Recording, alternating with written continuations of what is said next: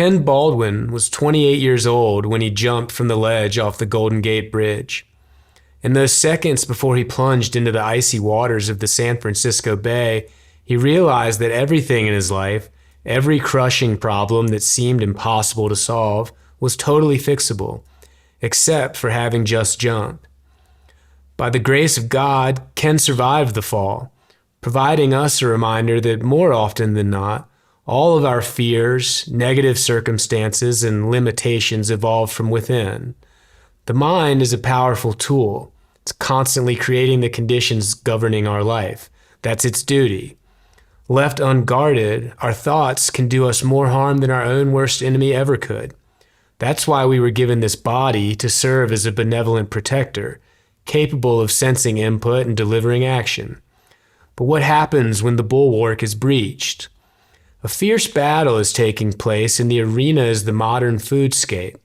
Many of the substances we consume have rendered our forces stiff and rigid. Like a tree in a strong wind, this inflexibility threatens to uproot our body, and we now understand how closely intertwined our physical health is to our emotional health. As we start to make use of this, we're confronted with the realization that our behaviors, the choices we make, are not only a result of our thoughts and emotions, but also the cause. Barring some unforeseen accident, these choices have a direct influence on the amount of time we get to enjoy living. For too many of us, the span during which we find joy in life is alarmingly diminished. We don't yet fully grasp all of the origins of mental health disorders like depression and chronic anxiety. Modern medicine has had some success treating mental anguish, but it's becoming clear that this isn't just some infection to be diagnosed, prescribed, and billed under some catch-all medical coding. Now, despite the increasing knowledge, neither pharmacological nor psychological methods are sufficiently effective. As the sick care industry makes more attempts to medicalize the struggles of ordinary life, an increasing number of people are taking daily prescription antidepressants. The CDC puts this percentage around 13, with that number steadily growing since 2020. For upwards of 30% of those people, therapeutic effects are never even observed. Furthermore, many patients wind up discontinuing treatment due to adverse events affecting their GI, nervous, and cardiovascular systems, never realizing the intended benefits for their mental well-being. This has led to an epidemic of self-inflicted deaths of despair, a top 10 leading cause of mortality across all age groups. Over the last 30 years, Montana, the state in which we're filming this, has ranked in the top 5 for suicide rates in the nation. The roots of the male psyche seem to leave us particularly vulnerable, as evidenced by men taking their own lives at a rate 4 times that of females. Why is this happening? I don't have all the answers, but I'm confident that speaking up on the problem is the right way to move forward. As Martin Luther King Jr. stated, our lives begin to end the day we become silent about the things that matter. During dark periods of my life, I've envisioned a world without me in it. I let stress and fear roll me into misery, exacerbating the problem with a garbage diet and a heavy reliance on drugs and alcohol. The same inflammation causing my body to break down began to inflame my psyche.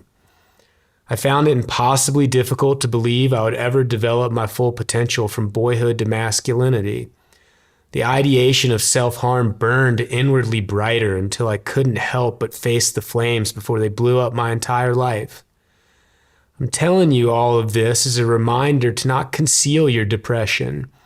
If I can get better, so can you. If we allow ourselves to see what we are truly up against and admit the situation is difficult, we can arm ourselves with the weapons to overcome mental health disorders. Seeking a higher level of health brings with it a higher level of consciousness. And the beauty of it all is that your journey doesn't even have to be about becoming anything. It's about hacking away at those things we don't really need. You see, contemporary society has become a laboratory of infinite possibilities, with humanity serving as the test subjects. When it comes to what we put into our bodies, the burden of proof should be that people are better off for having it. Too many of the folks we love are languishing in states of chronic mental and metabolic disorders for me to believe that our industrialized food and medical systems are even living up to that very basic requirement. When we have this conversation, we tend to focus on the internal dysfunctions of the individual, making ourselves the only site in need of reform. I believe this exonerates the socio-political forces that also bear responsibility. Multinational corporations are selling us things that don't work and put us at risk for the purpose of increasing profits. This needs to change. So here's my call to action. If you're suffering, look first at what goes into your body, then focus on what you can give back to your community. Eat food that's raised close to home according to principles intended by nature. Take note of the increased sense of spirituality that accompanies this shift. We're all part of a living story, and we should embody that with our diet. Every relationship we form is also part of that story. If you've lost someone close to you, know that they're not gone.